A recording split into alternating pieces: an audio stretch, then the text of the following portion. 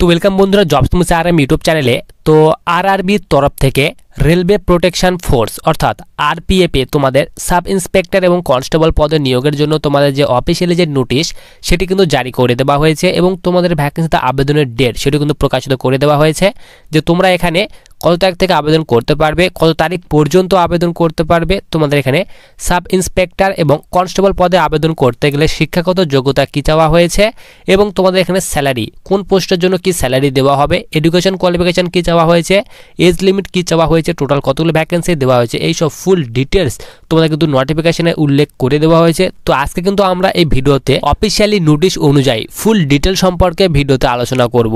তো সবার প্রথমে তোমরা এখানে দেখো আমরা যে অফিসিয়ালি যে নোটিশ সেটি কিন্তু আমরা এখানে ডাউনলোড করে নিয়েছি। তো সবার উপরে তোমরা এখানে দেখতে পারো তোমাদের কিন্তু এখানে বলে দেওয়া আছে government of India ministry of railway. তো রেলওয়ের তরফ থেকে কিন্তু ভ্যাকেন্সি রিলিজ করা হয়েছে। তোমাদের কিন্তু এখানে আরপিএফ অর্থাৎ রেলওয়ে প্রোটেকশন ফোর্সের নিয়োগ করা হবে। তোমাদের কিন্তু এখানে বলে দেওয়া আছে, তোমাদের কিন্তু এখানে বলা আছে সাব ইন্সপেক্টর এবং তোমাদের যে এখানে কনস্টেবল, সাব ইন্সপেক্টর এবং কনস্টেবল এই দুইটি পদে তোমাদের নিয়োগ করা হবে। তোমাদের এখানে বলা আছে তোমাদের যে ওপেনিং ডেট সেটি বলা হয়েছে 15/4/2024 অর্থাৎ 15 এপ্রিল 2024 থেকে আবেদন তোমাদের স্টার্ট হয়ে যাবে এবং তোমরা কিন্তু এখানে 14/5/2024 পর্যন্ত ভ্যাকেন্সিতে আবেদন করতে পারবে। তোমাদের এখানে বলা আছে application are invited from eligible candidate for the following post in Railway Protection Force অর্থাৎ আরপিএফ।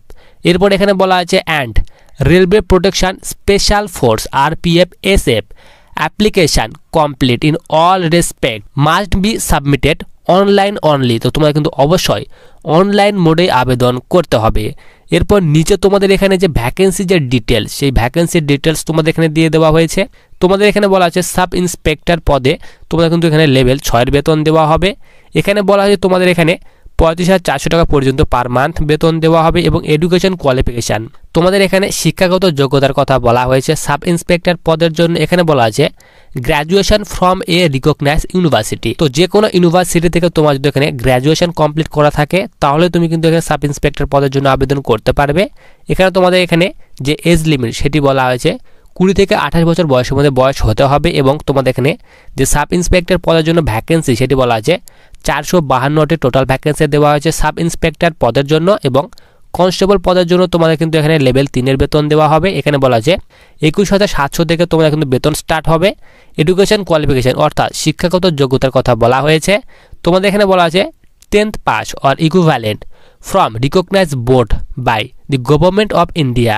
তো তোমাদের কিন্তু অবশ্যই এখানে যে কোনো বোর্ড থেকে সিম্পলি মাধ্যমিক পাস করে থাকতে হবে, তাহলে তুমি কিন্তু এখানে কনস্টেবল পদের জন্য আবেদন করতে পারবে। এখানে তোমাদের বয়সের কথা বলা আছে 18 থেকে 28 বছর বয়সের মধ্যে বয়স হতে হবে কনস্টেবল পদের জন্য, তাহলে কিন্তু এখানে আবেদন করতে পারবে।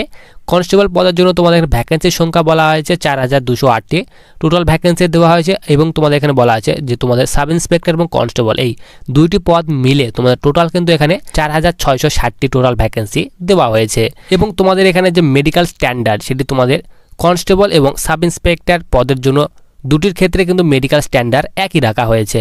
এরপর আমরা এখানে সবাই নিচে চলে আসি। তোমাদের এখানে যে এজ লিমিট সেটি কিন্তু এখানে বলা আছে 1/7/2024 থেকে তোমাদের কাউন্ট করা হবে। এরপর নিচে এখানে আমরা সবার নিচে চলে আসি। তোমাদের কিন্তু এখানে বলে দেওয়া হয়েছে তোমাদের যে অ্যাপ্লিকেশন ফি সেই অ্যাপ্লিকেশন ফির কথা বলা আছে 500 টাকা পেমেন্ট করতে হবে এবং তোমরা যারা SC ST এক্স সার্ভিসম্যান এবং ফিমেল ক্যাটাগরি স্টুডেন্ট তাদের ক্ষেত্রে কিন্তু এখানে অর্ধেক অর্থাৎ 250 টাকা পেমেন্ট করতে হবে। এরপর আসি যে তোমাদের এখানে আরপিএফ অর্থাৎ রেলওয়ে প্রোটেকশন ফোর্সের তোমাদের এখানে সিলেকশন প্রসেস। তো তোমাদের কিন্তু এখানে 3টি ফেজে তোমাদের সিলেকশন করানো হবে। ফার্স্ট ফেজে তোমাদের এখানে সিবিটি এক্সাম তোমাদের অনলাইন এক্সাম নেওয়া হবে। তারপর তোমাদের এখানে অনলাইন এক্সাম পাস করার পর পিটি পিএমটি নেওয়া হবে। তারপর লাস্টে তোমাদের এখানে ডকুমেন্টস ভেরিফিকেশনের মাধ্যমে তোমাদের সিলেকশন করানো হবে। এরপর তোমাদের এখানে যে হাইট চেস্টের কথা বলা হয়েছে, তোমরা যারা এখানে ইউআর ওবিসি ক্যাটাগরি স্টুডেন্ট তাদের ক্ষেত্রে এখানে বলা আছে ছেলেদের ক্ষেত্রে 165 সেন্টিমিটার হাইট হতে হবে এবং ফিমেলদের ক্ষেত্রে বলা হয়েছে এখানে 157 সেন্টিমিটার হাইট হলে এখানে মেয়েরা আবেদন করতে পারবে এবং চেস্টের কথা বলা হয়েছে এখানে 80 থেকে 85 সেন্টিমিটার চেস্ট হতে হবে। এরপর SC এবং ST যারা তাদের ক্ষেত্রে এখানে বলা হয়েছে ছেলেদের ক্ষেত্রে 160 সেন্টিমিটার হাইট হতে হবে এবং মেয়েদের ক্ষেত্রে বলা আছে 152 সেন্টিমিটার হাইট হতে হবে SC STর ক্ষেত্রে এবং এখানে বলা চেস্টের কথা বলা আছে ছেলেদের ক্ষেত্রে বলা আছে এখানে 76.2 সেন্টিমিটার এখানে চেস্ট হতে হবে এবং ফুলিয়ে তোমাকে কিন্তু এখানে 81 পয়েন্ট এখানে 2 সেন্টিমিটার চেস্ট করতে হবে।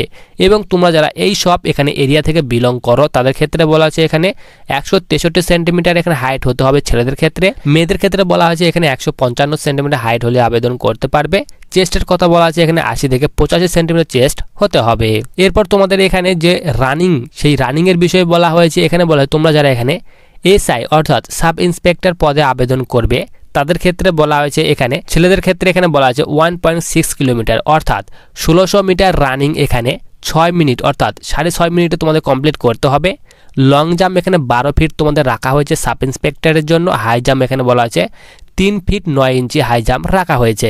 এবং এখানে বলা আছে এসআই অর্থাৎ সাব ইন্সপেক্টর ফিমেলদের ক্ষেত্রে বলা হয়েছে এখানে 800 মিটার রানিং 4 মিনিটে কমপ্লিট করতে হবে মেয়েদের ক্ষেত্রে। এবং এখানে বলা আছে 9 ফিট এখানে লং জাম্প রাখা হয়েছে এবং 3 ফিট এখানে হাই জাম্প রাখা হয়েছে। এরপর তোমরা যারা এখানে কনস্টেবল পদে আবেদন করবে তো কনস্টেবল পদের জন্য এখানে ছেলেদের ক্ষেত্রে 1.6 কিলোমিটার অর্থাৎ 1600 মিটার রানিং এখানে 5 মিনিট 45 সেকেন্ডে কমপ্লিট করতে হবে। 14 ফিট এখানে লং জাম্প রাখা হয়েছে কনস্টেবল পদের জন্য, 4 ফিট এখানে হাই জাম্প রাখা হয়েছে। এবং কনস্টেবল ফিমেল মেয়েদের ক্ষেত্রে এখানে বলা আছে এখানে 800 মিটার রানিং এখানে 3 মিনিট 40 সেকেন্ডে কমপ্লিট করতে হবে।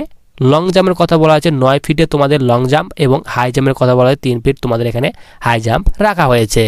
এরপর তোমাদের এখানে যে তোমাদের এক্সামের যে প্যাটার্ন সেই প্যাটার্নের কথা বলা হয়েছে এখানে বলা আছে তোমাদের জেনারেল অ্যাওয়ারনেস থেকে 50টি কোশ্চেন থাকবে 50 নাম্বারের, অ্যারিথমেটিক অর্থাৎ ম্যাথ থেকে 35টি কোশ্চেন থাকবে 35 নাম্বারের, রিজনিং থেকে এখানে 35টি কোশ্চেন থাকবে 35 নাম্বারের। টোটাল এখানে 120টি কোশ্চেন থাকবে, 120 নাম্বারের মধ্যে পরীক্ষা নেওয়া হবে। তোমাদের টোটাল এখানে 90 মিনিট টাইম দেওয়া হবে।